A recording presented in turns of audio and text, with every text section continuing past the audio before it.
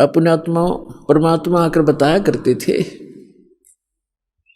कि जिन धामों की आप पूजा करने जाते हो, इन धामों की कुछ कम से कम तुम स्थापना देखो कैसी हुई है। इन तीर्थों की ये स्थापना कैसी हुई, और फिर ध्यान से सोचो, विचार करो। आज बालक नहीं हो, आप शिक्षित हो, उनके इतिहास, उनकी जीवनी हमारे पास उपलब्ध है, उनको पुनः विचार करके ग्रहण करो, उनको त्याग दो। देखो जितने भी तीर्थ हैं, धाम हैं, और जितने भी ये पवित्र स्थल हैं, आदरणीय हैं, ये आदरणीय यादगारें हैं, लेकिन वहां जाने से मोक्ष नहीं हो सकता। आपको बहुत बार बताया है, परमात्मा भी आकर स्वयं बताया करते थे और कहा करते थे कि इन धामों पर जाने से आपका मोक्ष नहीं, उल्टा पाप और पाप प्राप्त और जीवन नाशी आपका होता है। आपको एक झलक दिखाते हैं ये तीर्थ कैसे बने जहां हम पूजने जाते हैं। देखिएगा एक पुस्तक, ये पुस्तक है हिमालय तीर्थ। ये पुस्तक है हिमालय तीर्थ, और ये हमारे शंकराचार्यों द्वारा दिए गए ज्ञान है, दिया गया ज्ञान है। ये है जेपी नबूरी इसका प्रकाशक। ये देखिएगा हिमालय तीर्थ, जेपी नबूरी, उप मुख्य कार्यकारी श्री बद्रीनाथ केदारनाथ मंदिर समिति, ट्रैक्स एंड टूर्स कलकत्ता, और ये यहाँ से छपे हैं। अब हम इसके आपको ये देखिएगा, उत्तराखंड के पंच केदार, ये पृष्ठ नंबर 17 है, यहाँ से हम प्रारंभ कर रहे हैं। ये 18 पृष्ठ है, यहाँ से हम ये 17 पृष्ठ है। उत्तराखंड के पंच केदार श्री केदारनाथ भारत के उत्तर नागाधिराज की सुर में उत्पत्तिका में स्थित केदार क्षेत्र प्राचीन काल से ही मानव मात्र के लिए पावन मोक्षदायक रहा है। इस क्षेत्र की प्राचीन एवं पौराणिक महत्व के संबंध में स्वयं भगवान शंकर ने स्कंद पुराण में माता पार्वती के प्रश्न का उत्तर अपने श्रीमुख से निम्न प्रकार दिया है। ठीक है, हे प्राणेश्वरी, यह क्षेत्र उतना ही प्राचीन है जितना कि मैं हूँ। मैंने इसी स्थान पर सृष्टि की रचना के लिए ब्रह्मा के रूप में परब्रह्म तत्व प्राप्त करके सृष्टि निर्माण का शुभारंभ किया। तभी से स्थान मेरा चिर प्रिय समान है। भगवान शंकर का सुप्रसिद्ध ज्योतिर्लिंग भारत के विख्यात 12 ज्योतिर्लिंगों में से 11वां ज्योतिर्लिंग है। सुदूर उच्च हिमालय में समुद्र तल से 11,750 फीट की ऊंचाई पर श्री नर और नारायण ऋषि द्वारा प्रतिष्ठित है। पुराणों के अनुसार इस पुण्य फलदायी ज्योतिर्लिंग की स्थापना के संबंध में इसका इस प्रकार वर्णन, अनंत रत्नों के जनक अतिशय पवित्र केदार नामक अत्यंत शोभा से युक्त शिखर पर पूर्व काल में महातपस्वी अपने आत्माओं ये तीर्थ और ये धाम कैसे बने हैं, इसकी थोड़ी सी झलक दिखाएंगे। फिर दास मौखिक सुनाएगा, वो अच्छा समझ में आएगा। अब देखिएगा, अब हम 18 पृष्ठ पर आगे 17 पर पढ़ लिया। यहाँ पर पीछे से हमने पढ़ा है,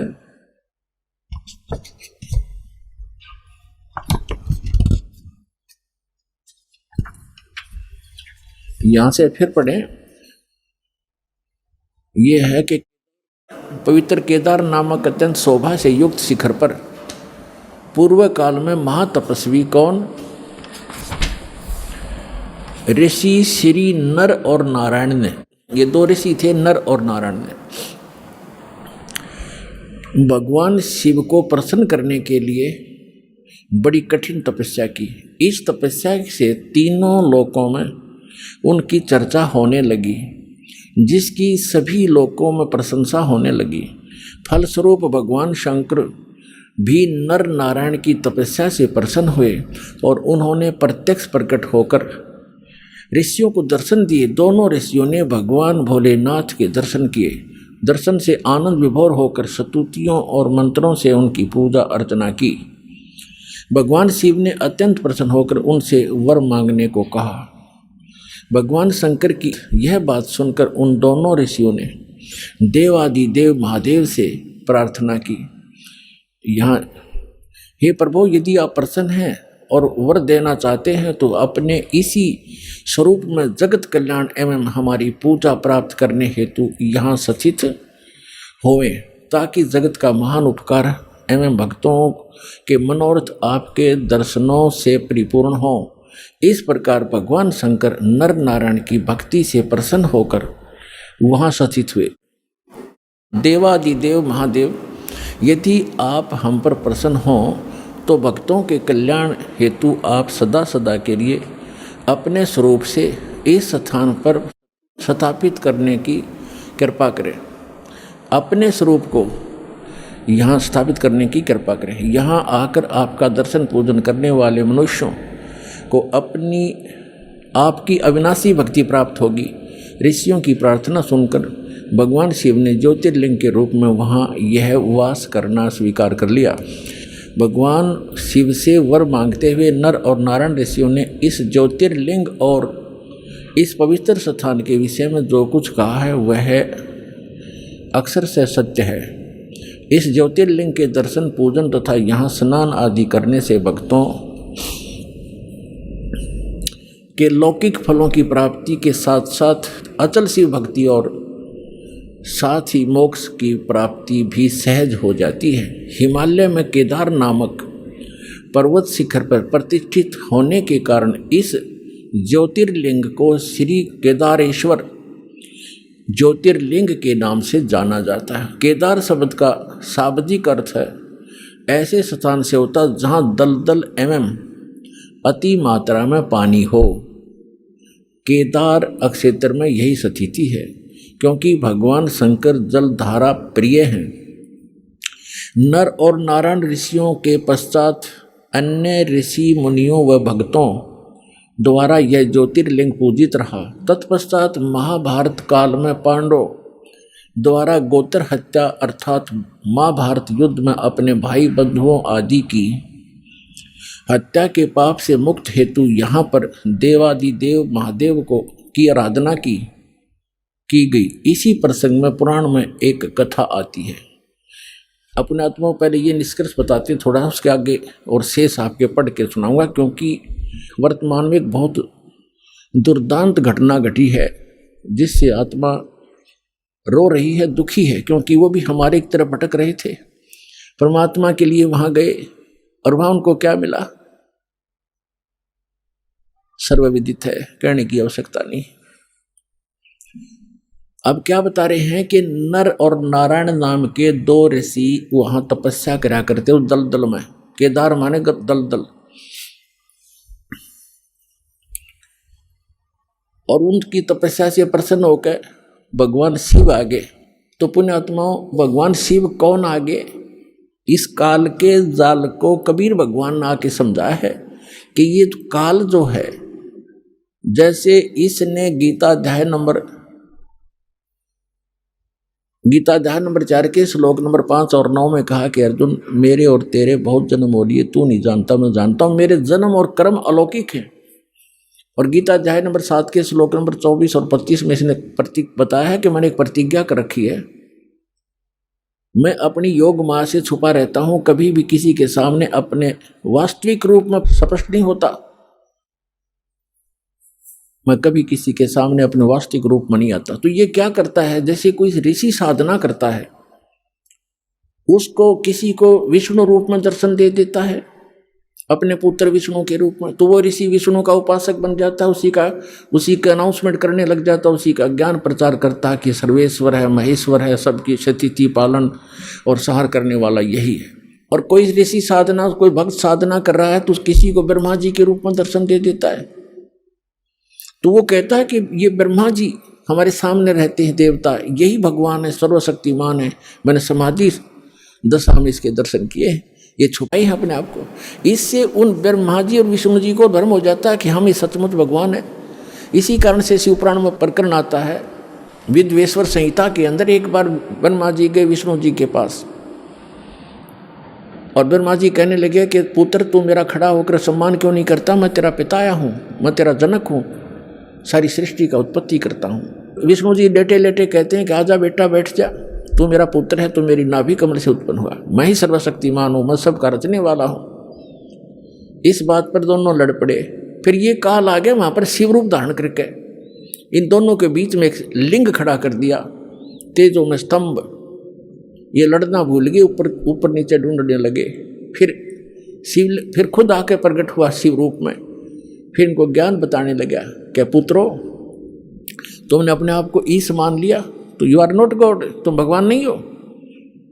और इसी तुमने दो डिपार्टमेंट, 2 विभाग मेरे से प्राप्त किए हैं, मैं चीफ मिनिस्टर हूँ यहाँ का। ये काल जो है एक ब्रह्मांड में चीफ मिनिस्टर का काम, इसका रोल समझो।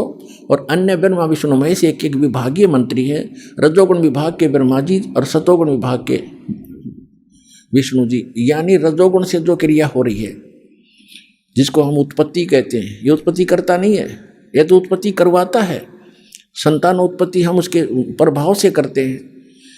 और सतिथि, ये विष्णु जी कहते हैं, ये उत्पत्ति और सतिथि जो तुम्हें दी है मैंने, ये मेरे से प्राप्त है, तुमने तप करके प्राप्त किए, मैंने तुम्हें विभाग दिए। इसी प्रकार रुद्र शिव को भी, शंकर को भी मैंने अलग से, महादेव महेश्वर को भी मैंने 2 कर्त दिए हैं, संहार और तिरोभाव।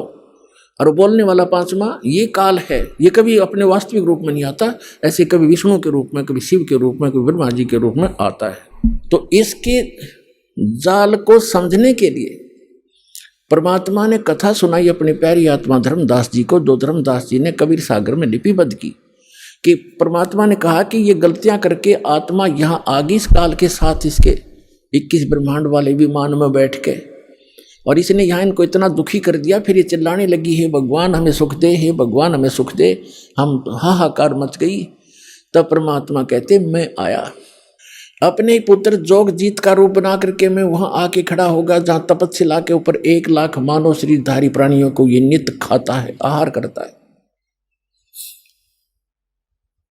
और मेरे वहां आने से उस तपस्या की जलन बंद हो गई। वह आग जो कि तो गर्म ऐसे की ऐसी है, वो तपस्या, वो तई, वो बड़ी जो तवा होता है जिस पे उनको भूना जा रहा था। लेकिन उनको उन परमात्मा की कृपा से उस पर उपस्थित जितने भी 1 लाख जीव थे मनुष्यधारी जो वहाँ गई थी, उनकी आत्मा, उनको कष्ट बंद हो गया, उसका ताप बंद हो गया, तपत। तब उन्होंने ऊपर में उठाकर देखा कि भगवान हम कौन से दुख, कौन से पाप का यहाँ कष्ट भोग रहे हैं। तब परमात्मा ने कहा कि ये इस लोक, तुम्हारे इस लोक के पाप का दंड नहीं तुम्हें, ये दंड है तुमने सतलोक में ये पाप कराया था। परमात्मा को छोड़कर तुम, परमात्मा अपने को छुपा कर कह रहे हैं कि तुम भगवान को छोड़कर वहाँ सर्व सुख संपन्न था, प्राप्त थी, आपकी कभी मृत्यु नहीं होती थी, कोई कष्ट नहीं था, उसको छोड़कर तुम इस काल के लोक में आ गए। यहाँ पर आज जिस कार को, जिसको ठीक हो, जिस बंगले को, जिस बेटा और बेटी को आप अपना मानते थे, क्या तुम्हारे साथ आया कोई? अपनी आत्मा वहाँ तो सारी समझ में आ जाती है कि हाँ कुछ नहीं आया थी। फिर और तुम मरते थे, ये मेरा बेटा है, ये मेरी बेटी है, ये मेरा कार है, ये कोठी है, और भक्ति करते थे तो गलत कर रहे थे। हम प्रत्येक युग में जाते रहते हैं पर तुम सुनते नहीं। तो परमात्मा ने कहा कि हमसे गलत, वो कहने लगे सभी भगवान हमसे गलती होगी, मैं माफ़ करो। कहते ऐसे माफ़ नहीं होगी। जब तुम जाए धरो जग तन देहा, तब तुम करना मम सत शब्द स्नेहा। जब कोई मेरा संत मेरी महिमा गाता हुआ तुम्हें मिल जाए और तुम्हें मानव शरीर प्राप्त हो, तुम तुरंत ग्रहण कर लेना और फिर तुम उस सत भक्ति करके यहाँ उस लोक में चले जाओगे। अमर करूँ सतलोक पठाऊं, ताते बंदी छोड़ खाऊं। इतने में वो काल आ जाता है। प्रतिदिन उसने टाइम फिक्स कर रखा है, इतने समय के बाद ये सभी आत्माएं उसके तपस्या पर भुनकर उनके अंदर से जो गंध वो निकालता है, वो निकल कर वो भाग ऊपर से उनको ऐसे उड़ा देता है, वो गंध रह जाता है। अब आप देखते हो यहाँ प्राणी गंदे पदार्थ तो बहुत आसानी से ग्रहण कर लेता खाने के लिए, पीने के लिए, शराब पीना, भांग पीना, सुल्फा पीना और तम्बाकू पीना और फिर मांस खाना, चटपटे अटपटे खाना, ये तो बहुत खुश होकर ग्रहण करता है। क्यों? क्योंकि ये चाहता है कि जितना ये गंध अटपट खाएंगे उतना ही के अंदर गंदी वासना ज़्यादा बनेगी, और तपस्या के ऊपर भूनने से वो सारी वासना वहाँ रह जाती है, और ये जीव वहाँ से कर्म ज्यों के त्यों रहते हैं, वो वापस आ जाता है, मरता नहीं।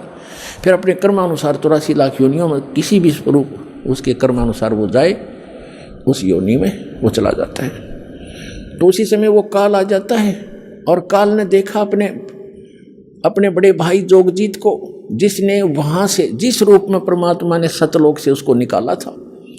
जिन्होंने सृष्टि रचना पढ़ रखी है बच्चों, उनको खूब याद है। अब दास ज़्यादा हिंट देगा आज के सत्संग में।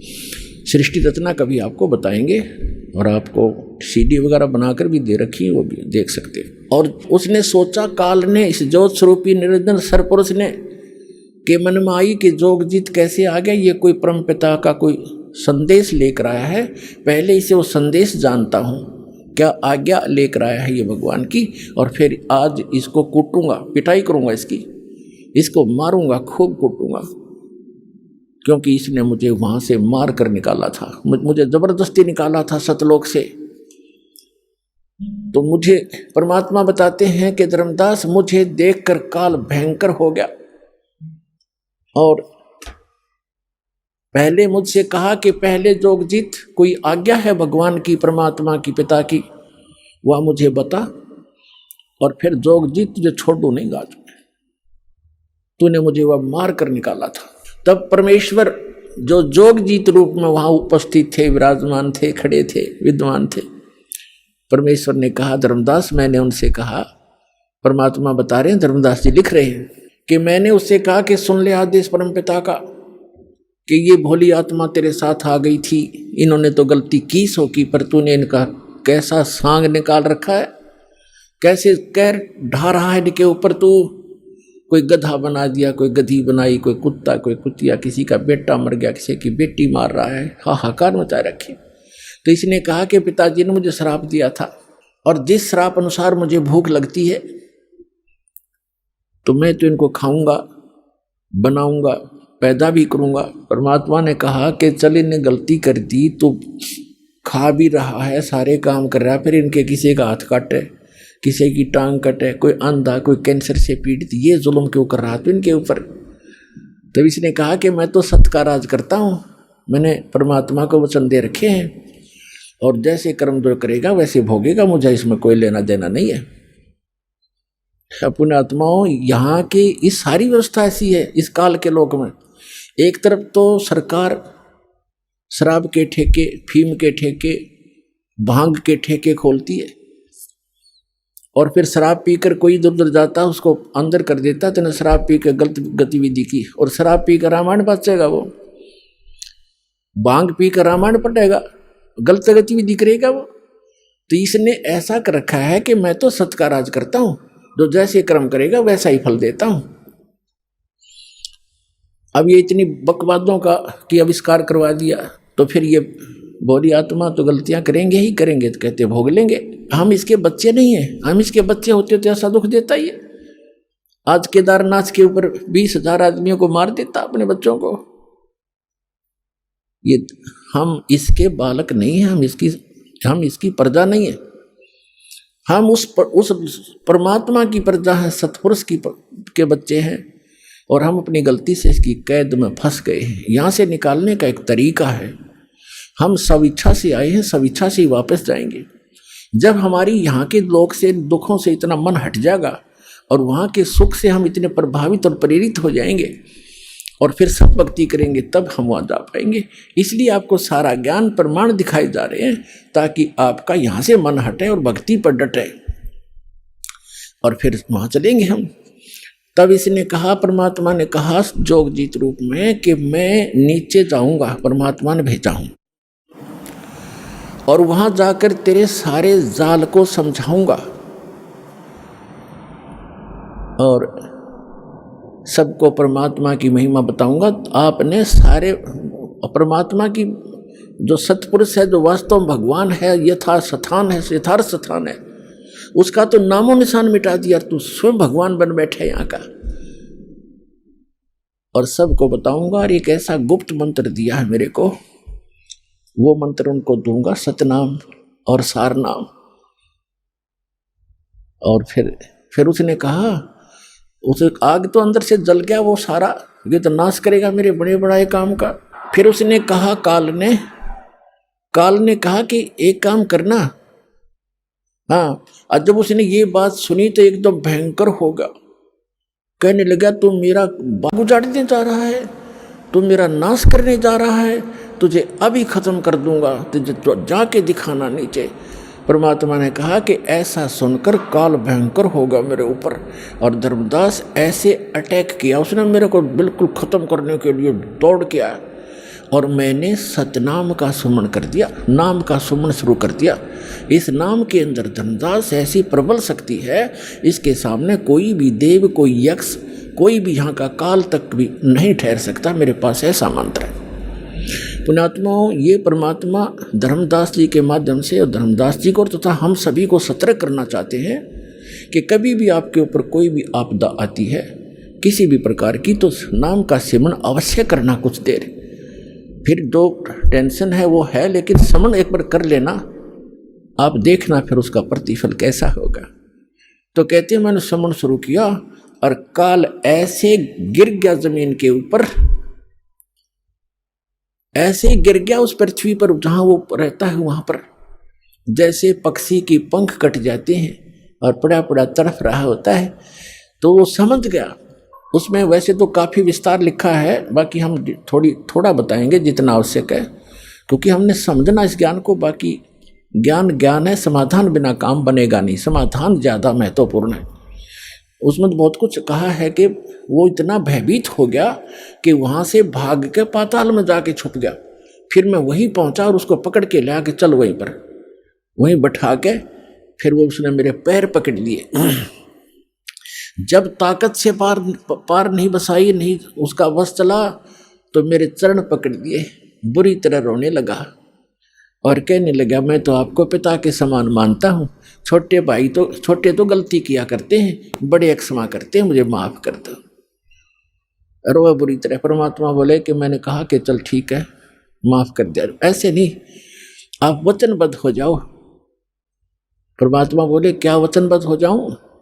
कि एक दया करना कि 3 युगों में जीव थोड़े ले जाना, सतयुग त्रेता द्वापर माही, तीनों युग जीव थोड़े जाए, चौथा युग जब कलयुग आवे, तब शरण जीव हो जावे, जीव बहु जावे, ऐसा वचन हर मोय दीजे, तब संसार गवन तो कीजिए। और भी 1-2 प्रसन्न थे, प्रार्थना थी, वो कही तो परमात्मा ने कहा चलो तथास्तु, जो तूने मांगा मैंने बख्श दिया। 3 युगों में जीव कम ले जाऊंगा और चौथे युग कलयुग में मैं खूब तूफान मचाऊंगा अपने बच्चों को निकालने के लिए, तो बाधा मत करना फिर। तो उसने कहा कि एक और प्रार्थना की उसने उसी समय कि जो आपका ज्ञान स्वीकार करे, आप जाओ, और या आपका कोई संदेश वाहक आवे कि जो भी मानव परमात्मा का इच्छुक स्त्री या पुरुष आपका ज्ञान स्वीकार करे, वो आपका, और हमारा ज्ञान काल के दूतों का, इन मंडलेश्वरों और आचार्यों का जो ज्ञान ग्रहण करे, उसको आप बाई फोर्स ना लेना, ये दया करना, बलपूर्वक ना ले जाना। ये तो परमात्मा को पता था, बलपूर्वक ले जाएगा कोई टकेगा वहां पर। कहते परमात्मा यहाँ तो कहते हम मोहम्मद को वहां ले गयो, इच्छा रूपी वहां नहीं रहो, उल्ट मोहम्मद मैल पठाया, गुज बीरज एक कलमा लाया, रोजा बंग नमाज दई रे, बिस्मल की नहीं बात कही रे। हजरत मोहम्मद जी को लेकर गए थे, लेकिन उसकी इच्छा यहाँ से हटी नहीं थी, क्योंकि यहाँ उसके बहुत घने अनुयायी बन गए थे और उनको ज्ञान संपूर्ण ग्रहण समझ में नहीं आया था। तो कहते परमात्मा को मालूम था कि बलपूर्वक कैसे ये वहाँ रुक जाएंगे, ये पहले वहीं ना रहा करते, गड्ढा करते, आप मेरे यहाँ पर इस गंदे लोक में, यहाँ से। तो उसने कहा कि ठीक है, परमात्मा ने कहा ठीक है, जो मेरा ज्ञान ग्रहण करे वो मेरा, ताकि निकट काल मत आना, कि जिसने लिया मेरा परवाना, ताकि निकट काल मत जाना, कि जिसने मेरा ग्रहण कर लिया नाम मेरा ज्ञान, उसके निकट तुम मत जाना। तो उसने कहा, तो काल ने कहा था कि जो आपकी मर्यादा में रहेगा आपका, और मर्यादा तोड़ेगा तो मेरा ही है। वो तो अंडरस्टूड है, इसमें कहने की जरूरत नहीं है फिर तो परमात्मा ने कहा ठीक है तथास्तु। जब परमात्मा ने ये सारा कुछ कह दिया और उसकी सारी स्वीकृति दे दी, तब एकदम रूप बदल गया और एकदम खड़ा हो गया। कहने लगा, जोग जीत जाओ संसारा, जीव न माने कहा तुम्हारा। जीव तुम्हारा कहा न माने, हमरी ओढ़ हो बाद बखाने। मैंने उनको ऐसी उल्टी पट्टी चढ़ा दी कि सब मेरे ही ज्ञान को ग्रहण किए हुए हैं, और कलयुग में तो उनकी ऐसी हालत कर दूंगा कि किसी को भी भक्ति योग्य नहीं छोड़ूंगा। देवल धाम और तीर्थ पुजवाऊं, देव धाम इनकी पूजा करवाऊंगा, या विद जीवों को भरमाऊं। अपने आत्मा अभी परमात्मा का ज्ञान आपके ईव समझ में आवेगा। आज जो दास आपको समझाना चाहता है कि जैसे आज सबसे ताज़ा दुर्घटना और सबसे भयंकर आज तक की इन तीर्थ यात्रियों के लिए ये है कि केदारनाथ के दर्शनार्थ गए हुए इन बद्रीनाथ केदारनाथ के श्रद्धालुओं के ऊपर कितना कहर टूट गया, परिवार के परिवार नष्ट हो गए। इसलिए ये ज्ञान आज आपके समक्ष करना अनिवार्य हो गया, और अब ये सबको स्वीकार्य होगा। दास बहुत वर्षों से देख रहा है, कोई अमरनाथ पर जाते हुए कभी 2000 कभी 1500 बर्फानी तूफान के अंदर बहुत से मरते सुने गए।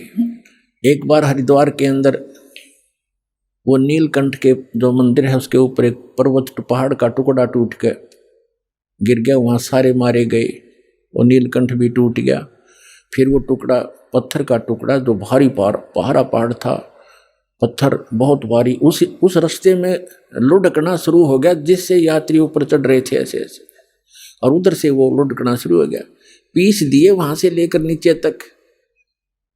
और फिर वहां एक लक्ष्मण झूला है, गंगा के ऊपर एक पुल बना हुआ है, लोग कुछ जा रहे थे, फिर वहां से सुनकर कुछ बचे हुए, कोई इधर भाग रहा था, कोई इधर भाग रहा था, कोई पुल को पार करने की चेष्टा वापस कर रहा था। तो भीड़ में भगदड़ मच गई, और वापस भागने वाले कह रहे थे, किसी ने बताया कि पहाड़ टूट गया। तो वापस पुल पर भागने वालों ने सुन लिया कि पुल टूट गया जिस पर तुम फंसे हुए हो। तो उस भगदड़ में पुल के ऊपर भी सैकड़ों 400-500 व्यक्ति तो पुल पर मारे गए, और कुछ इस डर से कि पुल टूट गया तुम नीचे कूद जाओ, वो दरिया में गिर कर मर गए, गंगा में। 2500 व्यक्ति मरने की उसमें आशंका व्यक्त की गई थी, और नीलकंठ भी टूट गया जिसकी पूजा करने गए थे, और वही दशा आज हो रही है। तो ये सबसे बड़ी दुर्घटना मानी जाती थी, 2500 आदमी मर गए, और आज सब सीमाएं लांघ दी काल ने, उस केदारनाथ के धाम को स्थापित करवा कर कितना नाश करवा दिया। अब इसने स्थापित करवाया, वो अब बताएगा इसके अंदर दास ये कैसे क्या हुआ। और इससे पहले और भी घटनाएं हुई हैं, जैसे कुंभ का मेला हुआ था, आपको बहुत बार सुनाया है। कुंभ का पर्व वहाँ हरिद्वार में हुआ था, 25,000 आपस में लड़के मर गए थे। तो पुण्यात्मा इस ज्ञान को अब सुनेंगे, ये ठीक है, जो बेचारे चले गए, मर गए, मृत्यु को प्राप्त हुए, उनका बड़ा दुख है, हमें बहुत बड़ा दुख है हमारे को। लेकिन अब इसका विकल्प ये है जो दास बताना चाहता है, और स्वयं परमात्मा ने भी बहुत बार आकर ये ज्ञान देने की चेष्टा की, लेकिन इन स्वार्थी और अज्ञानी हमारे धर्म गुरुओं ने परमात्मा के इस यथार्थ ज्ञान को हम तक नहीं आने दिया, और जिसका खामियाना आज तक भोग रहे हम। पुण्यात्मा परमात्मा के ज्ञान को समझने के लिए आप जी ने थोड़ा सा धैर्य रखना पड़ेगा, इस सच्चे ज्ञान को सुनकर कई बिदक जाते हैं, तड़फ जाते हैं और कहते हैं ये कैसा ज्ञान सुना रहा है, ये सब भ्रमित कर रहा है रामपाल। लेकिन पुण्यात्माओं, भ्रमित तो हम पहले बहुत हो चुके हैं। अपने आत्माओं, परमात्मा की वाणी जो है थोड़ी सी पढ़ के सुनाएगा दास साहब को, जो कबीर सागर के अंदर लिपिबद्ध है। क्या बताया है? बहुविध जीवन कीन पुकारा, काल देत है कष्ट अपारा, यम का कष्ट सहा ना जाई, हे परमेश्वर तुम हो सहाई। आए जहां यम जीव सतावे है, काल निरंजन जीव नचावे। चटक पटक करें जीवता भाई, ठाड बहे पुनता हम जाई। कहते वहां जीवों ने तपशिला के ऊपर हाहाकार मचाई, पुकारने लग गए बुरी तरह कि हमसे इस काल का कष्ट सहा नहीं जाता, भगवान आप कहाँ हो, परमात्मा हमें बचाइए।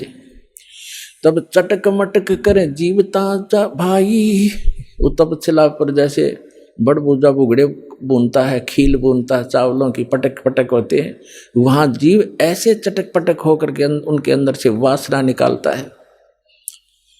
चटक पटक जीव करें ता भाई, ठाड बहे ता पुन हम जाई। ठाडे वहां खड़े हो गए जाकर हम, मोहे देख जीव कीन पुकारा, हे साहेब हम लेहो उबारा। तब हम सत शब्द गौरावा, शब्द पुरुष शब्द से जीव तपत बुझावा। यम से छुड़ा ले वो तुम स्वामी, दया करो प्रभु अंतर्यामी। हमको काल से छुड़ा लो मेरे दाता, हे दाता हम पर दया करो। तब मैं जीवन कहा समझाई, जोर करूं तो मेरा वचन नसाई। इसने वचन लिया था कि जबरदस्ती करके बलपूर्वक ना ले जाना जीवों को। तो परमात्मा कहती है अगर यदि मैं जबरदस्ती बलपूर्वक तुम्हें ले जा तो सकता हूँ, 1 सेकंड में इसके सारे किस ब्रह्मांड को समेट सकता हूँ, लेकिन जोर करूं तो मेरा वचन नसाई। क्या बताते हैं? जब तुम जाय धरो जग नर देहा, तब तुम करियो शब्द स्नेहा। पुरुष नाम सुमरण सैदाना, बीरा सार गहो परवाना। मेरा ये 2 सार नाम प्राप्त कर लेना, इतना धैर्य रखना, उस ज्ञान को सुनना। दे दरो सत शब्द समाई, तब हम सतलोक ले जाई। मानव शरीर प्राण प्राप्त करके जब तुम ये सत शब्द सतनाम प्राप्त करोगे, तब मैं तुम्हें सतलोक ले जाऊंगा। जहाँ आशा ता बासा होई, मन कर्म वचन सुमरियो सोई। जहाँ आशा तहाँ बासा हुई। जैसे आप अंतिम समय में इस दृढ़ ज्ञान के आधार से इस भक्ति तो कर ही रहे हो, आप भक्ति का धन तो आपका संग्रहित हो ही रहा है। अब जैसे एक व्यक्ति बता रहा था कि मेरी जो थी पेंशन नहीं मिल रही थी मुझे, और वो गलती से डिपॉजिट हो ही रही थी, वो किसी मिसलेनियस में जाती रही, 6 महीने की इकट्ठी होगी। मैं सोचूं मुझे कुछ मिल नहीं रहा, फिर एप्लीकेशन लगाई तो वो सारी इकट्ठी आकर मिल गई। तो पुण्यात्माओं ऐसी ही है, आपको पता भी नहीं लग रहा है कि आप क्या कर रहे हैं और आपकी कैसी संग्रहित हो रही है कमाई। तो ये आपको ना दिखाई दे रही तो भी संग्रहित हो रही है, लेकिन अंत में यदि आपका दिल यहाँ से नहीं हटा की तक संपत्ति, बेटा बेटी में, कार कोठी में आपकी आस्था रहेगी तो दोबारा यही रह जाओगे। ठीक है, यहाँ आप बहुत बड़े बड़े जिसको आप सुख मानते हो वो डले फिर ढोना शुरू कर दोगे। क्या करोगे? शिवलोक में जाओगे, क्योंकि आपको शिव जी का मंत्र दिया जाता है जो अमोघ मंत्र है, जिससे ये प्रभावित होते हैं। जैसे बहुत बार बताया है, ये अन्य मंत्रों से कोई लाभ नहीं होगा, जो यथार्थ मंत्रों से ही ये लाभ मिलता है। जैसे एक भैंसा होता है और उसको कोई भैंसा भैंसा करता रहे, वो कोई परवाह नहीं करता, वैसा है, और हम बोल भी रहे हैं। और उसको एक बार एक विशेष शब्द है उसको करते हैं हुर्र, वो एकदम ऐसे देखता है और चारों तरफ सतर्क हो जाता है। उसकी अट्रैक्शन है उसके ऊपर, उसके विवश है, वो वश है उसके। ऐसे ही ये मंत्र जो दास आपको देता है, इन मंत्रों से आपको लाभ होगा। तो शिवलोक में चले जाओगे, शिव जी की सत साधना कर रहे हो, विष्णु जी की साधना कर रहे हो, विष्णु लोक में चले जाओगे। यदि यहीं रह गए तो ऐसे अन्य देवताओं की समझो। ब्रह्मलोक की साधना भी आप कर रहे हो, ब्रह्म की, वहां चले जाओगे ब्रह्मलोक में। और फिर हजारों युगों के बाद सारी पुण्य कमाई खत्म करके फिर पटकेगा आपको पृथ्वी पर। यहाँ राजा भी बन जाओगे, रानी भी बन जाओगे, और फिर चारों खानी में जाओगे, गधे और गधी भी बन जाओगे। वह पूंजी नाश होने पर बैटरी डिस्चार्ज हो जाएगी और फिर आप इसी सत्र में आ जाओगे जो आज खड़े हो। कितनी बार आप इन उन स्थितियों को प्राप्त कर सके हो। कोट जन्म तन भर मत होगे, कुछ ना हाथ लगा रे, कुकर सुकर खरवा बोरे, कौआ हंस बुगारे। कोटि जन्म तू राजा की, ना मिटी न मन की आशा, भिक्षुक होके दर दर घूमया, ये मिला न निर्गुण रसा। इंद्र कुबेर ईश की पदवी, ब्रह्मा वन दुर्मराया, विष्णुनाथ के पुर को जाके फिर भी वापस आया। असंग जन्म तन मरत्या होगे, जीवित क्यों न मरे रे, द्वादश धर्म दुमल मुठ बोरे, बहुर न दे धरे रे। दो जग बिस्त सभी ते देखे, राजपाट के रसिया, तीन लोक से तरपत नाही, ये मन भोगी खसिया। सतगुरु मिले तो इच्छा मेटे, पद मिल पदे समाना, चल हंसा उस लोक पठाऊं, जो आदि अमर अस्थाना। तो वहां क्या सुख है? चार मुक्ति जहां चंपी करती, माया होरी दासी, दास गरीब अभय पद पर से, वो मिले राम अविनाशी। तो क्या बताते हैं फिर तुम? यह परमात्मा कह रहे हैं, जहां आशा ता बासा होई, मन कर्म वचन सुमरियो सोई। जहां आशा होगी अंत समय में, जैसे गीता अध्याय नंबर 8 के श्लोक नंबर 6 में कहा है कि जहां जिस भाव से भावित व्यक्ति अंत समय में रहता है, उसी भाव को, उसी इष्ट को प्राप्त हो जाता है। तो आपको ज्ञान इसलिए दिया जाता है, रह रहकर आपको पढ़ाया जाता है, तोते की तरह रटाया जा रहा है। जैसे बच्चों को स्कूल में शिक्षा दी जाती है, वो शिक्षा उनका आधार आजीवन रहता है। इसी प्रकार आपको ये ज्ञान दिया जाता है, तो अंत समय में ये ज्ञान याद रहना चाहिए आपके। फिर परमात्मा यहाँ तक दयालु है। अब इनकी दयालुता का हम कोई शब्दों में उनको बता नहीं सकते। क्या कहते हैं, यदि तुम गलती कर भी गए, ऐसे रह गए यहाँ पर, धक्के तुमने खाने पड़ेंगे। और ये सुअर जो पिछली पीढ़ी का यू हाथ से निकल गया, फिर तो पछताना ही पड़ेगा। फिर भी कितने दयालु हैं, आपके पुण्य बचा देंगे। शिव मंडल ब्रह्मापुरी, चाहे विष्णु लोक में हो, हमरे गुण भूले नहीं तो आन छुटाऊं। तो आप इस ज्ञान के आधार से, और गलती करके इस ज्ञान के आधार से, ये कौन से ज्ञान के आधार से, कि यहाँ के लोक में कोई भी सुख अच्छा नहीं है। किसी भी लोक में हम गए हैं, वहाँ इनके रेस्टोरेंट हैं, ये ठेकेदार हैं, हमारी ही पूंजी का 10% की, 15% की, 20-25% ये लेते हैं और अपना गुजारा चला रहे हैं। पुण्य तुम्हारे होते, उन पुण्यों से ये अपना गुजारा करें। ये तो कंट्रैक्टर हैं यहाँ के सभी देव ब्रह्म तक। तो वहाँ आप चले जाओगे, आपको वहाँ जाकर भी पता लग गया कि विष्णु लोक या ब्रह्मा लोक में जहाँ आप रह रहे हो, कि ये तो हम अपनी पूंजी नाश करने आ गए। गुरुजी ऐसे बताते थे, भगवान का दिए ज्ञान को हमने गलती कर दी। वहाँ भी तरफ से रोगे तो कहते वहाँ भी पहुँच जाऊँगा मैं, और आपको छुटवा के लाऊंगा कि छोड़ो इसको, ये गलती से आ गया।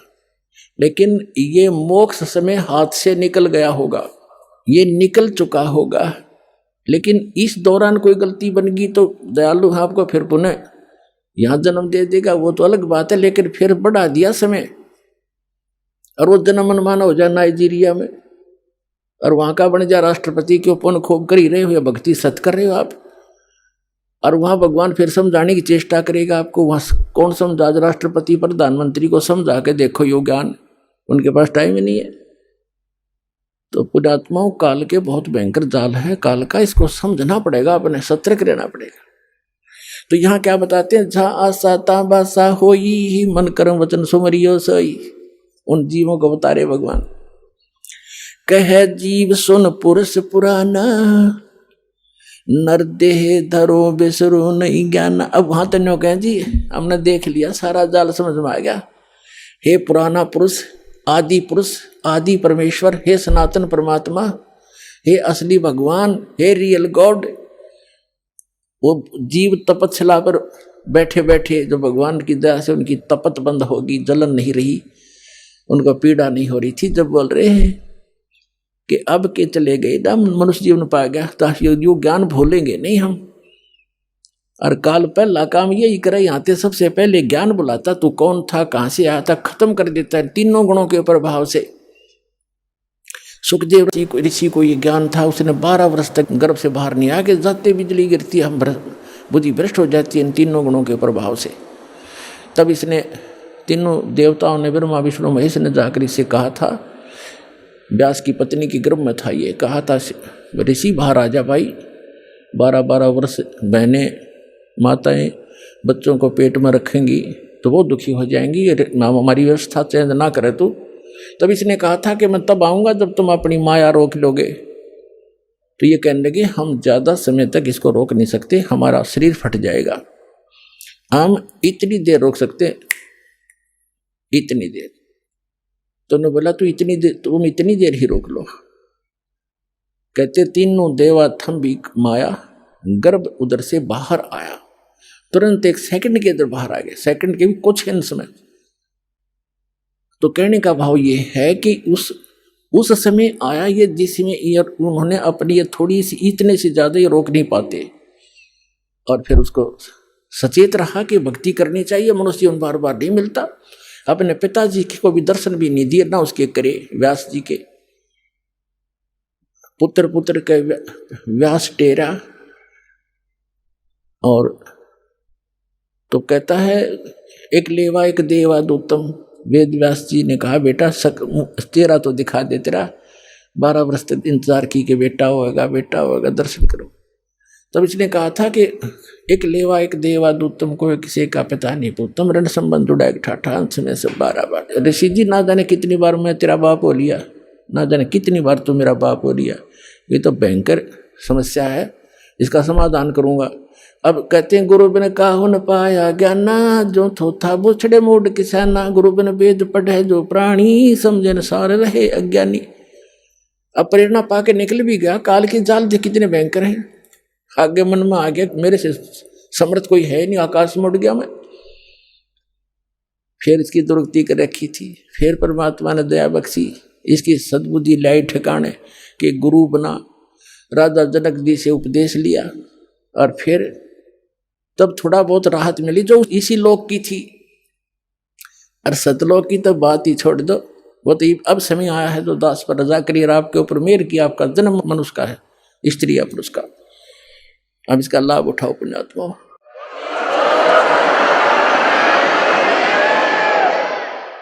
तो क्या कहते हैं, पुरुष जान सुमरा कहे जीव सुन पुरुष पुराना, नर देह पा बिसरो नहीं ज्ञाना। हे परमात्मा, हे आदि पुरुष, हे पुराना पुरुष, सुन लो, अब मनुष्य जीवन पा करके हम कभी भी परमात्मा की सत्य भक्ति और ये ज्ञान नहीं भूलेंगे, हम भ्रमित नहीं होंगे। फिर क्या बताते हैं, पुरुष जान सुमरा जमराई, वेद पुराण कहे समझाई। कहते हमने भगवान जान के इस काल ब्रह्म की पूजा की, वहां जाकर समझ में आई भगवान के ज्ञान से। और वेद पुराणों में जो भी हमें ज्ञान मिला, वेद और पुराणों के आधार से हमने इस ब्रह्म की साधना, काल की साधना की। पुरुष जान, पुरुष माने परमात्मा, जान सुमराई यमराई, यमराई माने यम काल, यम राजा। सुर नर मुनिजन वेद पुराण कहे मति एहा, निराकार से की जय नेहा। के सभी वेदों और पुराणों के ज्ञाता हमें यही बताते रहे, ज्ञाता माने जाने वाले, ज्ञाता थे नहीं, वो कथित ज्ञाता थे, कि निराकार की भक्ति करो। सुर नर मुनिजन 33 करोड़ी, बंधे सभी काल की डोरी। ताके मते हम कीन हम आशा, अब हमें चीन पड़ा यम फांसा। उसके उन बताए हुए लोक वेद दंत कथा के आधार से हमने ये आशा ला रखी थी। या के मते सुर नर मुनिजन 33 करोड़ी, बंधे सभी काल की डोरी। वो भी इसी की पूजा कर रहे हैं। और ताके मते उन्हीं के विचारों से कीन हम आशा, अब हमें चीन पड़ा यम फांसा, काल की फांसी अब समझ में आई हमारे। सुनो जीव यम छल यम केरा, ये यम फंद कीन गनेरा, काल अनेक कीनो, काल जार अनेक कीनो, जीव कारण ठाठ हो, और वेद शास्त्र पुराण स्मृति ये सभी रोके बाट हो। काल कहते हैं वेद शास्त्र और पुराण स्मृति अंत रोके बाट हो, अंत में ये सभी आपका रास्ता रोके बैठे, इस आधार से आप मोक्ष भी प्राप्त कर सकते हैं। जीव पड़े सब काल के, जीव पड़े बस काल के, और काल कराल पर चंडी, सत्य नाम चीन्हे बिना ये जन्म जन्म भव दंड।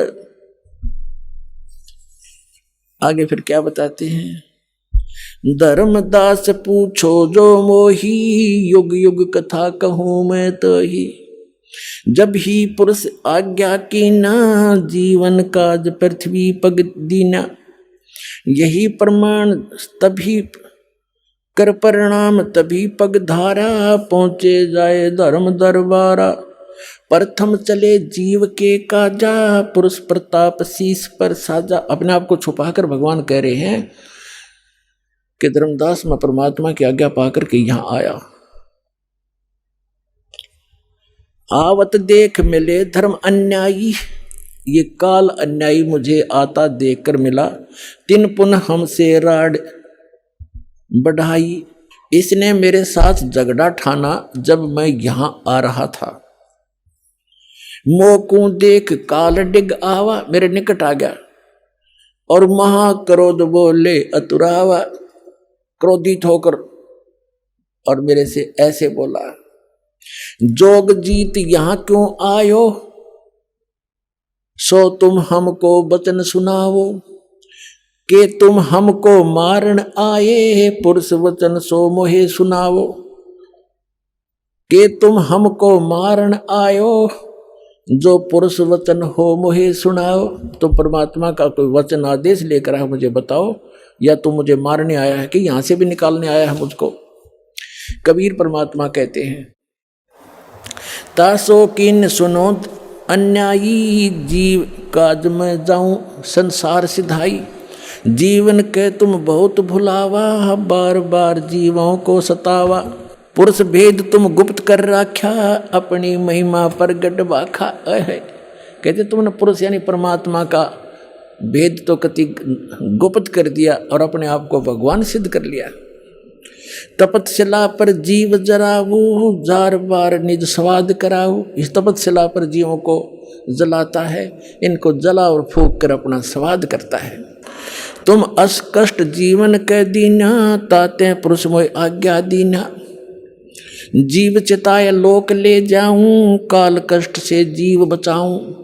इसलिए परमात्मा ने मुझे आज्ञा दी है, यहाँ उसके बच्चे बहुत दुखी हो रहे हैं और इनको चिता कर, इनको सतर्क करके ज्ञान देकर यहाँ से निकालूंगा। ताते हम संसार ही जायब, और दे परवाना लोक पठाव। इसलिए मैं संसार में जा रहा हूं, उनको सत मंत्र देकर सतलोक भेज दूंगा। अमर करूं सतलोक पठाऊं, ताते बंदी छोड़ कहाऊं। बंदी छोड़ हमारा नामम, अजर अमर है अस्थिर ठामम। कहते हैं ताते हम संसार ही जायब, दे परवाना लोक पठायब। यह सुन काल भयंकर भय हो, हमको त्रास दिखायन लगी हो। ये सुनकर काल भयंकर हो गया और मुझे त्रास दिखाने लगा। काल कहता है सत्तर युग हम सेवा कीनी, राज पृथ्वी मोको दीनी। राज पुरुष ने मोको दीना, ये एक 70 युग मैंने तपस्या की और परमात्मा ने मुझे ये लोक दिया है। मैंने कोई नाच गा कर नहीं प्राप्त किया, अपनी तपस्या से प्राप्त किया है, भगवान ने दिया है। और तू यहां कैसे आ गया? 70 युग हम सेवा कीनी, ये राज बढ़ाई पुरुष मोह दीनी। फिर 64 युग सेवा ठायो, अष्टखंड पुरुष मोहि देव। तब तुम मार निकारा मोहे, जोग जीत ना छोड़ू तो है। कहते वहां से तूने हमें मार पीट कर भगा दिया था किसी ब्रह्मांड समेत सतलोक से, अब आप मेरे लोक में क्यों आ गए, मैं तुझे नहीं छोड़ूंगा। परमात्मा क्या कहते हैं कबीर साहब, जब तब हम कहो सुनो धर्मराया, हम तुम्हारे डर नहीं डराया, तेरे डर से मुझे कोई डर नहीं है। हम कह तेज पुरुष बल आही, अरे काल तब डर मोहे नाही। मेरे पास परमात्मा की दी हुई शक्ति है, तेरा मेरे ऊपर कोई असर नहीं होगा। पुरुष प्रताप सुमरते ही बारा, शब्द अंग ते काल ही सारा। धर्मदास जी को कह रहे मैंने सिमरण किया परमात्मा के दिए हुए उस मंत्र का, और काल को के अंग को कंडम कर दिया, उसके शरीर को कंडम कर दिया। तत्क्षण दृष्टि ताई पघेरा, श्याम लिलाट बह होते ही केरा। जब मैंने सिमरण किया ना, धर्मदास जी से कह रहे हैं परमात्मा कबीर जी कि मैंने सतनाम का और सौर नाम का सुमरण किया ना, काल का असली चेहरा सामने आ गया। काला काला माथा, काला शरीर, ओछा माथा, टेढ़ा सा माथा इसका, भयंकर सा।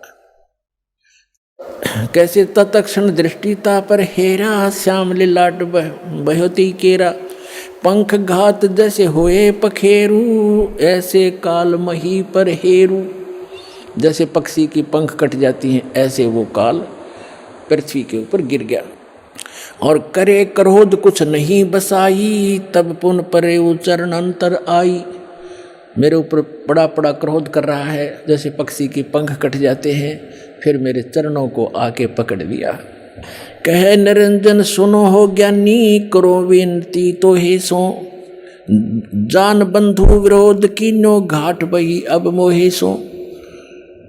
अब कहते हैं तत्वदर्शी संत रूप में आए हुए जोगजीत, अब मैं आपसे एक विनती करता हूँ, मेरे से घाट यानी घटिया कर्म हो गया आपके साथ विरोध करने का। जान बंधु विरोध की ना, घाट बही अब मोहे सो। मैंने आपको भाई जान के आपके साथ तू मैं कर दी, मेरे से गलती होगी। पुरुष सम अब तोहे जानो, नहीं दूजी भावना। तुम बड़े सर्वज्ञ साहिब, अक्षमा छतर तनावना। अब मैं तो आपको भगवान के पुरुष के तुल्य मानता हूँ, और आप तो अक्षमा के सागर हो। तुम हो करो बख्शीश पुरुष दीन, दस राज हम, और षोडश में तुम ईश ज्ञानी पुरुष सो एक सम। कि आप तो सबसे बड़े भाई हो, हमारे 16 के 16 में, उन 16 में आप बड़े हो, और मुझे माफ़ कर दो, मैं तो आपको भगवान परमात्मा समान ही मानता हूँ, पिता के समान। धर्मराय असविनती ठानी, मैं सेवक द्वितीय नहीं जानी। दयावंत तुम साहेब दाता, एति कृपा करो हे ताता। अब मैं आपको थोड़ा सा वो सुनाऊंगा, क्योंकि आज प्रसंग है कि केदारनाथ ये क्यों कैसे बने, ये प्रसंग बीच में रह जाएगा, जो आज जरूरी है। जनता के हरदम यू समावे भी का वहाँ सर्वनाश हो चुका है। थोड़ा सा बता के फिर आगे कथा सुनाता हूँ।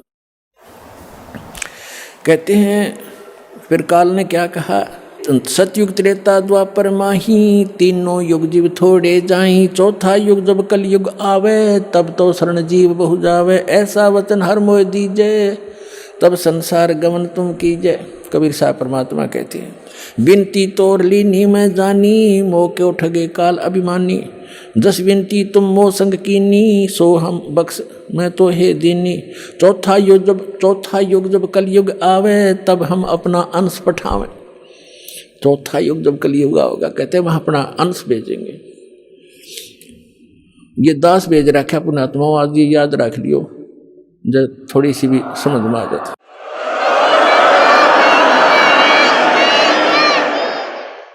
और जय परवाना दे है सत शब्द दे हाथ, जिसको वो नाम सत शब्द और सतनाम सार नाम दे देगा, सो जीव यम नहीं पावही, सदा ताहे हम साथ। परमात्मा कहते हैं जो मेरे उस दास से नाम ले लेगा, फिर वो उसको काल छेड़ नहीं सकता, प्रत्येक के साथ रहूँगा मैं उस बच्चों के। जी ही परवाना दे है सत शब्द दे हाथ, जिसको वो सत शब्द देगा उसके, और सो जीव यम नहीं पावे, काल नहीं पा सकता, सदा ताही हम साथ, उसके हम सदा साथ रहेंगे। अब काल क्या कहता है, हे साहेब तुम पंथ चलावो, जीव उभार लोक ले जाओ। वहां जाकर के आप करोगे ना ऐसा। अब ये क्या कहता है, पंथ एक तुम आप चलाओ, जीवों को सतलोक पठाओ। आप तो एक पंथ चलाओगे, परमात्मा ने कहा कि आगे बताएंगे। और काल कहता आप एक पंथ चलाओगे, यथार्थ पंथ, और इससे जीवों को मोक्ष कराओगे। और फिर मैं क्या करूंगा उस समय? कहता है 12 पंथ करूं मैं साजा, नाम तुम्हारा ले करूं आवाजा। 12 पंथ चलाऊंगा और तुम्हारा नाम लेकर अमरलोक सतलोक सतलोक सतपुरुष की कथा सुना के, कबीर साहब परमात्मा कबीर साहब के गुण गा के, सतगुरु कबीर साहब के नाम से कहते हैं 12 पंथ करूं मैं साजा, नाम तुम्हारा ले करूं आवाजा। 12 पंथ नाम जो ले ही, वो मेरे मुख में आन समोई। और अनेक पंथ चलाऊं, या विद जीवों को भरमाऊं। अब कहते हैं परमात्मा को कहता है काल कि 12 पंथ तेरे नाम से चलाऊंगा। जैसे गरीबदास साहिब जी तक आपको कबीर सागर कबीर वाणी में दिखाया बहुत बार, आज इनमें भी दिखाएंगे सत्संग के दौरान। उसमें कहा कि कबीर साहब यानी चूड़ामणि से लेकर गरीबदास जी तक 12 पंथ हैं काल के। उसमें क्योंकि यथार्थ भक्ति नहीं है, महिमा परमात्मा की थोड़ी बहुत है, वो कबीर साहब को एज ए गॉड नहीं मानते। लेकिन गरीबदास जी जो थे वो पुण्यात्मा थी, उनको परमात्मा ने यथार्थ ज्ञान दिया था। उन्होंने अपने आंखों देखा एक कबीर एक गरीबदास ग्रंथ बनाया है, तो उनको आदेश था कि अभी किसी को ये बताना नहीं यथार्थ मंत्र। लिख जरूर दिया, लिख रखा उन्होंने, और ज्ञान भी सारा लिख रखा, पर वो कहीं कहीं टुकड़ों में लिख रखा। जैसे स्पेयर पार्ट्स की दुकान होती है, उसमें सारे मोटर के पार्ट होते हैं गाड़ी के। अब कोई कहीं रखा कहीं रखो, वो तो अपनी सुविधा अनुसार इंजीनियर ही उनको उठा उठा कर गाड़ी बना सकता है, अनजान को कुछ कर ही नहीं सकता। सारा सामान रखा है, तो ये दास इंजीनियर बना के भेज दिया, राम नाम की गाड़ी बना दी आपके लिए।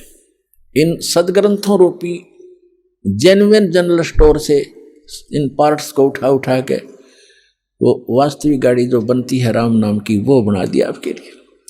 अब क्या बताते हैं, जाओ कहते हैं 12 पंथ करूं मैं साजा, नाम तुम्हारा ले करूं आवाजा। 12 यम संसार पठाऊं, नाम तुम्हारे पंथ चलाऊं। ये 12 काल के अपने दूत भेजूंगा, इनके मुखिया होंगे। जैसे राधा स्वामी पंथ का मुखिया शिवदयाल जी था, इसका इनका कोई गुरु नहीं, सिर पैर नहीं कोई ज्ञान का। सतलोक और सतपुरुष की महिमा गावे, इसको ये नहीं मालूम सतनाम किसे कहते हैं, सतपुरुष किसे कहते हैं, सतसार शब्द क्या है और सतलोक क्या है, अटपट कर रखी है उसमें। और फिर भी उनके पीछे बौड़ी आत्मा चपके बैठे है। तेरे की धिक्कार है ऐसे ज्ञान को, ऐसी बुद्धि को, ऐसे संत को। वो काल के दूत थे, और उससे ये धनधर सतगुरु सच्चा सौदा जय गुरुदेव और ये सारी ब्रांच निकली हुई हैं। सच्चा सौदा सरसा जगमाल वाली जनोद भिवाड़ी वाला ताराचंद का चलाया हुआ, और ये ठाकुर सिंह का, ये सारा इसी काल के दूतों के चलाया हुआ है। तो यहाँ कहता है 12 यम संसार पठाऊं, 12 यम संसार पठाऊं, नाम तुम्हारा यानी सतलोक अमरलोक लेकर नाम चलाऊं, पंथ चलाऊं। प्रथम दूत मम प्रगट जाई, पीछे अंश तुम्हारा आई। काल क्या कहता है कि पहले मैं अपने दूत भेज दूंगा। परमात्मा ने कहा कि जब यू कलयुग बीचे पचपन सौ पाचा, तब ये वचन मेरा होगा साचा, तब मैं अपना अंश पठाऊं और सब जीवों को सतमार्ग दिखाऊं। तो इसने कहा कि जब 5500 वर्ष बीतेगा ना कलयुग, उससे पहले हम अपने सारे भेज दूंगा और सबको भ्रमित कर देंगे। कोई देवता पे, कोई देवी पे, कोई तेरे महिमा सतलोक अमरपुर का के झूठी कथा सुना के गलत नाम दे करके मेरे जाल में फंसाए रखेंगे। क्या कहते हैं, प्रथम दूत मम प्रगट जाई, पीछे अंश तुम्हारा आई। पहले मेरे काल के दूत जाकर सबको भ्रमित कर देंगे, और पीछे से तेरा अंश आवेगा, उसकी कोई नहीं सुनेगा। या विद जीवों को भरमाऊं, पुरुष नाम जीवन समझाऊं। 12 पंथ नाम जो ले ही, सो हमरे मुख आन समोई। कहा तुम्हारा जीव न माने, हमरी और वो बात बखाने। और अनेक पंथ चलाऊं, या विद वासे भ्रमित ज्ञान फलाऊं। या विद अनेक पंथ चलाऊं और वासे उनसे भ्रमित ज्ञान फलाऊं। मैं दृढ़ फंदा रची बनाई, जा मैं जीव रहे उलझाई।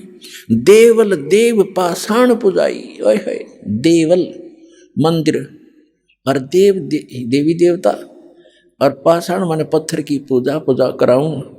और तीर्थ व्रत जब तप मन लाई, कहता है देवल देव पाषाण पुजाऊं, तीर्थ व्रत जब तप मन लाऊं। इन बोल जा दूंगा इनको सबको। और यज्ञ होम और नेम आचारा, जैसे आप देखे ये यार, ये समाज के वेदों का नाम ले, अरे कवन यज्ञ आधारित सभा सभा कर चल मेरे भाई। अरे कोई यही मंत्र क्या, एक यही मोक्ष मारे गए? तो यह ऐसे देवी देवताओं के ऊपर लग रहे हैं। तो क्या कहते हैं, यज्ञ होम और नेम आचारा, नित्य नेम, कोई गीता का पाठ करता है, कोई गायत्री मंत्र करता है, कोई कुछ करता है। और अनेक फंद में डारा, जाओ जो ज्ञानी जाओ संसारा, जीवन माने कहो तुम्हारा। अब परमात्मा क्या कहते हैं, अब दास आज इतना ही समझाना चाहा था कि ये जो जाल जो दास समझाने जा रहा है कि ये केदारनाथ के ऊपर बना और जिसकी पूजा क्या कर रहे हैं, ये किसने बनवाया? तो ये काल ने कहा था कि जाओ जोग जीत संसारा, जीव ने माने कहा तुम्हारा प्रथम दूत प्रगटे मम जाई, पीछे अंश तुम्हारा आई। तो परमात्मा ने कहा था तू कर ले जो तने करना है। क्या कहा था भगवान ने कि कर ले तने जो करना है। मालूम था मालिक ने, दानी जान था जो बालक उसके सामने। परमात्मा को पता था कि इसके दूत जाके जो उन्हें भौंकना है भौंक लेंगे, बकना है बक लेंगे, अपने अनुभव के ग्रंथ बना चुके होंगे और सब समाज में जा चुके होंगे। तो मैं अपना दास भेजूंगा और सदग्रंथों का ज्ञान उनको कराऊंगा। उस समय परमात्मा ने कहा था कलयुग का 5500 वर्ष जब बीत जाएगा कलयुग, उस समय ये विज्ञान फैलाऊंगा अपनी आत्माओं। ये 5505 1997 में पूरा होता है कलयुग। उसके बाद ये इलेक्ट्रॉनिक मीडिया और सारे ये CD DVD ये जब चलने लगे, उससे पहले कख भी नहीं था। इसलिए परमात्मा ने कहा था कि मेरा बच्चा जब जाएगा पीछे से सब सदग्रंथों को रूबरू करेगा और उनके काल के दूतों के बनाए हुए अनुभव उनके पास होंगे, लिखे हुए होंगे। ओरिजिनल और डुप्लीकेट नोट को दिखाएगा सामने सामने करके, मेरे बच्चे मुझे समझ जाएंगे, 1 मिनट में छोड़कर मेरे पास आ जाएंगे, उनका कल्याण होगा।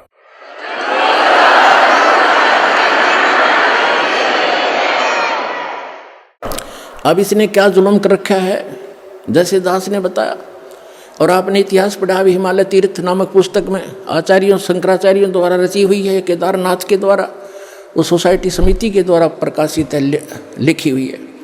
इसमें कहा कि नारायण एक नर और नारायण नाम के 2 भगत थे और वो तपस्या कर रहे थे शिव जी की। वो करें किसकी, तो कर ही रहे थे, भक्ति आके खड़ा हो गया। यूं काल आ गया शिव रूप धारण करके और उनके मन में प्रेरणा कर दी।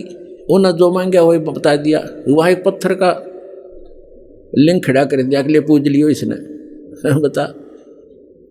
अब उस केदारनाथ बना के धर दिया। उस काल ने एक मंदिर, एक जादूगर बना देता है छोटी मोटी रचना। एक बार विश्वामित्र ने इतनी तपस्या कर ली कि वो एक अपने भगत को स्वर्ग भेजना चाहता था, उसको लोग अछूत कहते थे, तो इंद्र ने उसको रिजेक्ट कर दिया, वापस भेज दिया। तब उसको पता चला तो उसने नारा स्वर्ग रचने की ठान ली और अपनी सिद्धि छोड़ने लगा। तभी इंद्र ने आके क्षमा याचना की कि वहाँ झगड़ा हो जाएगा, 2 स्वर्ग बनेंगे, हमारा जो है ना शांति भंग हो जाएगी, आप ऐसा ना करो। तो ये तो एक ऋषि कर देता है, छोटी मोटी कहानी। क्या इससे मोक्ष हो गया?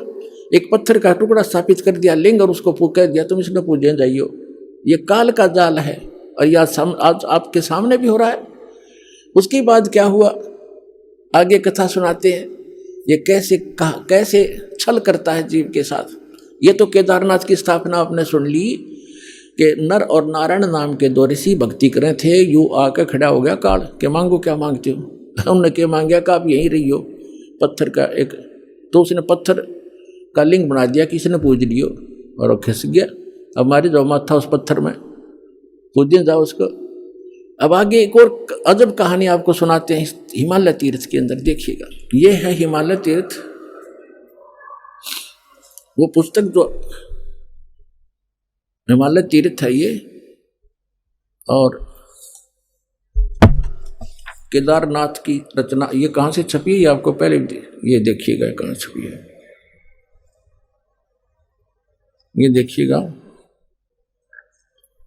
जेपी नपूरी, उप मुख्य कार्यकारी, श्री बद्रीनाथ केदारनाथ मंदिर समिति, ये ट्रैक्स एंड टूर्स कोलकाता, ये यहां से छपी है। Himalaya Tirtha, a book on pilgrims by JP नबूरी, ये सारा रंजू चक्रवर्ती प्रकाशक हैं, 76A/1, बामा चंद्राय रोड, कलकत्ता। जेपी नबूरी ग्रंथस्तव, मुद्रक हैं गिरी प्रिंट सर्विस, कलकत्ता, कीमत इतनी, ये सारा। अब इसके हम यहाँ आते हैं। अब यहाँ तक हम पढ़ चुके थे 18 पृष्ठ पे कि श्री नर और नारायण ने भगवान शिव की को प्रसन्न करने के लिए बड़ी कठिन तपस्या की। इस तपस्या से तीनों लोकों में उनकी चर्चा होने लगी, जिसकी सभी लोकों में प्रशंसा होने लगी। फलस्वरूप भगवान शंकर भी नर नारायण की तपस्या से प्रसन्न हुए और उन्होंने प्रत्यक्ष प्रकट होकर ऋषियों को दर्शन दिए। उन दोनों ऋषियों ने भगवान भोलेनाथ के दर्शन से आनंद विभोर होकर स्तुतियों और मंत्रों से उनकी पूजा अर्चना की।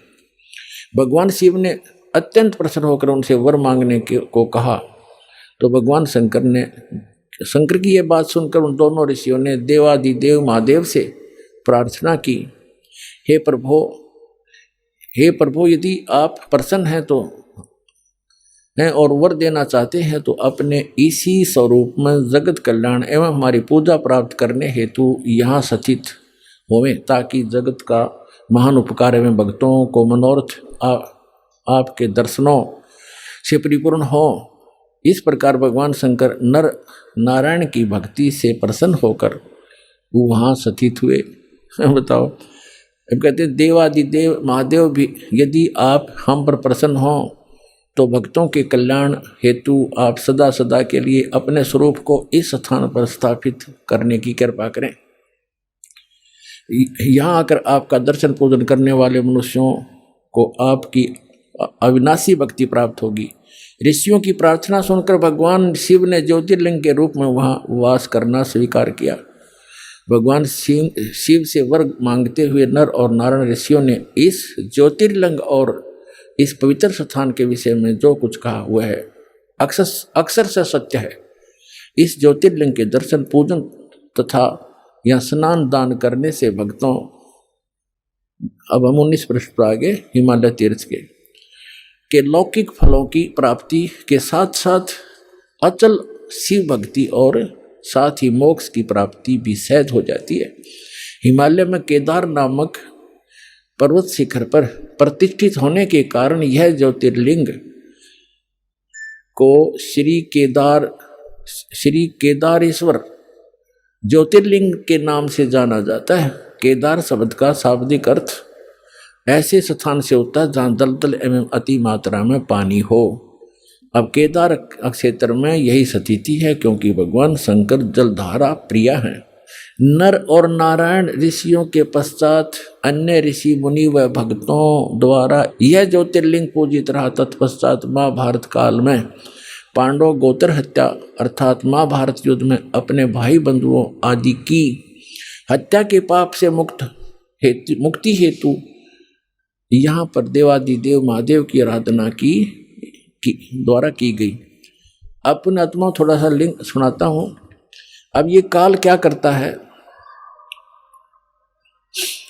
ये काल क्या करता है, कैसे छल किया उसने, उनके अंदर यह प्रेरणा भर दी, क्योंकि इसके रिमोट में है कि आप यहाँ स्थापित हों। उसने एक पत्थर धर दिया, लिंग पत्थर का टुकड़ा, कि इसने पूज लिया करियो। काल कह रहा मैं ऐसे भ्रमित करूंगा इन सभी को। और इसमें यह भी प्रमाण दिया है कि वहाँ उसके दर्शन करने जाने वालों को लौकिक भी लाभ होगा इस लोक का, और उनके जो है उनको मोक्ष भी सहज प्राप्ति हो जाएगी। अब ये 15-20 हजार ने तो होगी मोक्ष प्राप्ति, वो मर गए बेचारे दब के दलदल में। तो पुण्यात्मा अब भी इतने जबरदस्त ठोकर लगी है मानव के, अब भी आंखें नहीं खुलेंगी तो आपने भांग घनी पी रखी है काल की। परमात्मा कहते हैं कबीर ये माया अटपटी, सब गठान अड़ी, और किस किस को समझाऊं या कुएं भांग पड़ी। अब उसके बाद क्या बताते हैं कि और भी वहाँ पूज्य स्थान हैं कि एक समय जैसे काल ने गीता ज्ञान देते समय श्री कृष्ण में प्रवेश करके कहा था कि अर्जुन तेरे दोनों हाथों में लड्डू, यदि युद्ध में मारा गया तो स्वर्ग जाएगा, और यदि युद्ध में जीत गया तो पृथ्वी का राज भोगेगा, आनंद करेगा, और तुझे कोई पाप नहीं लगेगा, मैंने सब मार रखे हैं, तू हो युद्ध के लिए खड़ा। उसको डरा धमका भयंकर रूप दिखा, तैयार कर दिया युद्ध के लिए। जब सारा महाभारत का नाश हो लिया, 18 करोड़ व्यक्ति मर गए लड़के कट के, और फिर उस युधिष्ठिर को बुरे बुरे सोपन दिखाई देने लगे। फिर श्री कृष्ण जी के उनके धार्मिक गुरु भी थे। दूसरे अध्याय के 7वें श्लोक में अर्जुन स्वयं स्वीकार करता, आप हमारे गुरु हो, मैं आपकी शरण हूं, हमें जो ज्ञान यथार्थ ज्ञान हो वही बताइएगा। अब से जब श्री कृष्ण जी के अंदर काल नहीं था, जब दोबारा उनसे समाधान पूछने गए कि भाई कोई ऐसी क्यों, भाई की स्थिति क्यों होगी ऐसी, तब उन्होंने बताया कि तुमने जो महाभारत में, श्री कृष्ण जी ने बताया कि जो तुमने महाभारत में बंदूकघात किए थे, सेना मारी थी, वो दुख, वो पाप तुम्हें दुखी कर रहा, उसके लिए यज्ञ करो। और वो सारा कुछ कर लिया। फिर क्या कहा, श्री कृष्ण जी की भी मृत्यु होगी, उसे एक तीर मार दिया था एक शिकारी ने भगवान श्री कृष्ण के पैर में। तब ये सभी पांडव वहां गए। तब श्री कृष्ण जी ने कहा कि तुम मेरे शिष्य हो और मेरे रिलेटिव भी हो, मेरी एक बात सुन लेना कि तुम सभी जाकर के हिमालय में जाकर गल जाना, वहां तपस्या करना, जब तक अंत ना हो तुम्हारे शरीर का, तुम्हारे पाप नाश हो जाएंगे तो तुमने महाभारत में किए थे, बंदूकघात किया था। तब अर्जुन के मन में शंका आई कि पहले तो जब गीता ज्ञान दे रहे थे भगवान, आप कह रहे थे आपको कोई पाप नहीं लगेगा। फिर दूसरी बार जब हम भाई के समाधान के लिए आपके पास आए थे, इनको भयंकर सौपन आते हैं, सिर कटे हुए धड़ दिखाई देते हैं, हाहाकार मची दिखाई देती है, इसको सौपन में ये दुखी होकर बैठ जाता है। तब आपने कहा था कि आपके ऊपर महाभारत में किए पापों का, उन हत्याओं का पाप है, यज्ञ करो। हमने यज्ञ भी कर ली। आज फिर आप कह रहे हो कि आपके ऊपर बंदूकघात का वो पाप है, हिमालय में जाकर के तपस्या करके गल मरो। भगवान आपने ये क्या किया हमारे साथ। तब श्री कृष्ण जी ने कहा कि अर्जुन, ये सूक्ष्म वेद में लिखा है कि मुझे नहीं मालूम मैंने गीता ज्ञान दाता देते समय क्या कहा था, लेकिन अब मैं जो बता रहा हूं ये करना पड़ेगा तुमने, और कोई विकल्प नहीं। इतना कह के प्राण त्याग गए। राज को अपने पोते को देकर परीक्षित को वो सारे के सारे वहां पहुंच गए जहां दास कथा दिखाने चाहता है। परमात्मा कहते सूक्ष्म वेद में कि 5 पांडव गड़े हिमालय और 18 सोनी खा गया काल। 18 सोनी को खा गया काल। अरे 5 पांडव गड़े हिमालय, वहां जाके गड़ मरे हुए थे, और उन खा गया काल, पाप इनके सिर पर धर दिया, और देखा कि जाके फिर इनका और नाश करवा दिया। वो क्या करवाया, अब पढ़ के सुनाता हूं। ये हम पढ़ रहे हैं हिमालय तीर्थ पुस्तक, इसके 18 पृष्ठ पे। ये हिमालय तीर्थ पुस्तक, इसके 18 पृष्ठ पे हम पढ़ रहे हैं। आगे ये क्या है, ये प्रकरण पहले मौखिक सुनाऊंगा, आसानी से समझ में आएगा जो पढ़ा जाएगा। इसमें क्या कहा है कि एक समय जब ये 5 पांडव और द्रौपदी सहित वहां और कुंती सहित हिमालय में तपस्या कर रहे थे, तो क्या किया कि ये भगवान शिव आगे एक भैंस, दूध वाली भैंस का रूप बना के, और भीम ने देखा क्या अच्छी मोटी लेवटी वाली भैंस है और दूध वाली होगी, इसने पकड़ लिया हूं, दूध दाद पी लिया करेंगे। वो उसकी तरफ भागा तो वो काल समा गया पृथ्वी में।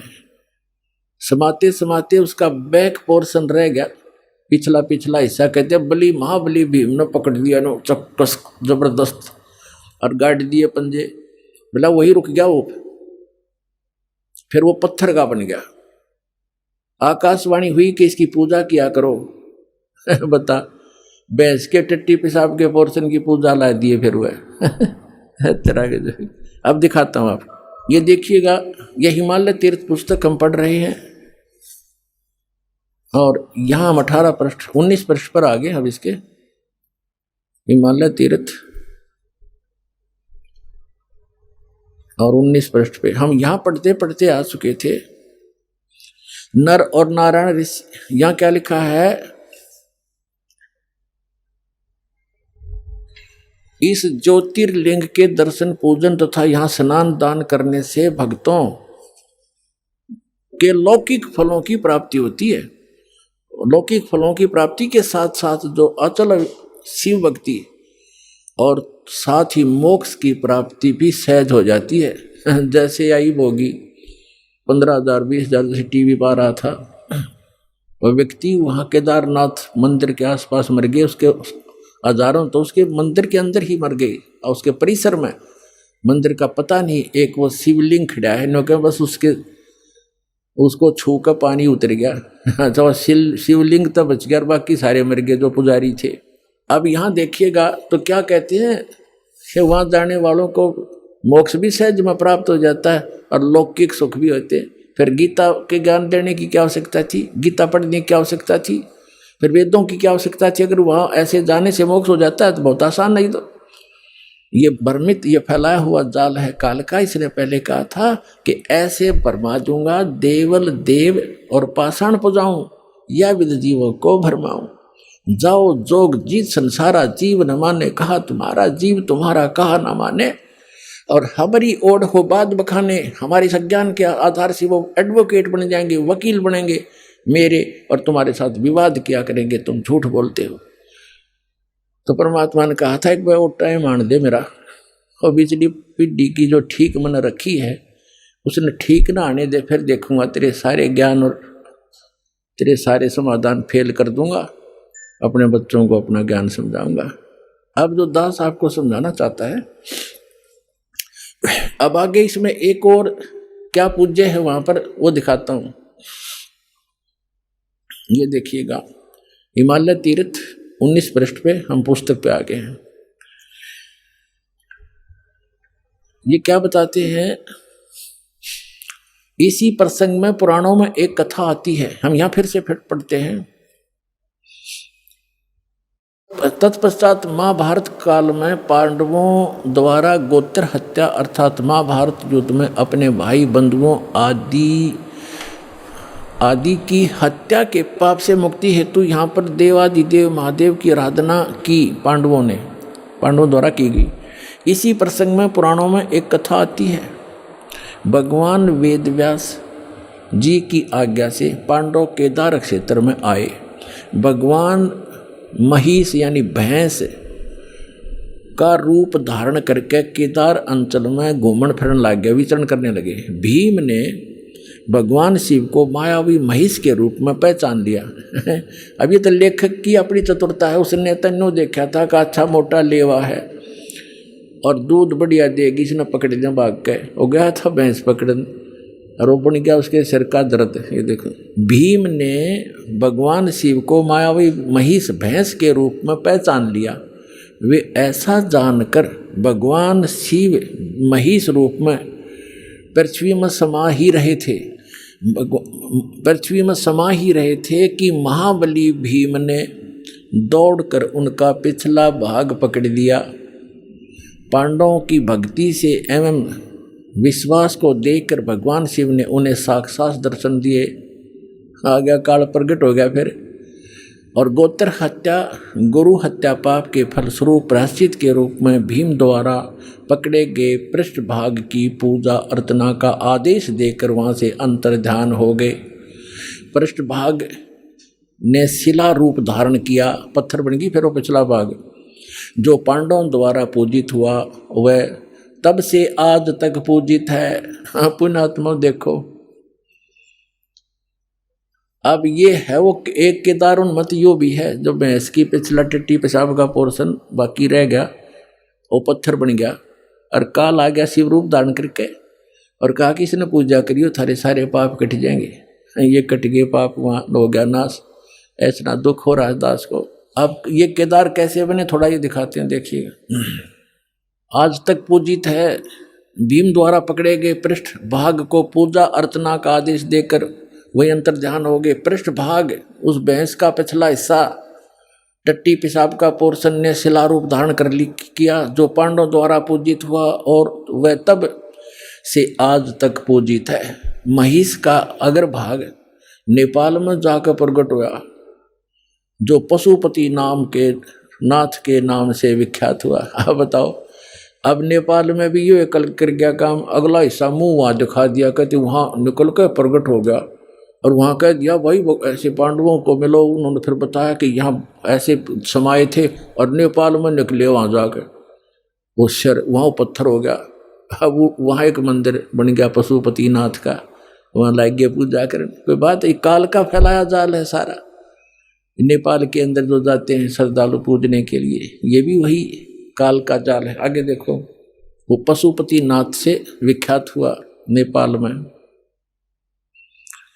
फिर क्या बताते हैं, भैंस के अन्य 4 भाग क्रम से तुंगनाथ में बाहु, रुद्रनाथ में मुख और मध्य महेश्वर में नाभि, कल्पेश्वर में जटा। इस प्रकार केदारनाथ को छोड़कर महेश रूपी यानी भैंस रूपी भगवान शंकर के अन्य 4 भाग केदार क्षेत्र में प्रतिष्ठित हुए। केदारनाथ सहित ये स्थान 5 केदार नाम से विख्यात हुए। ओए होए होए होए, ये पर भी लेन जात है दुनिया, हमरा ज्ञान किने ना सुनिया।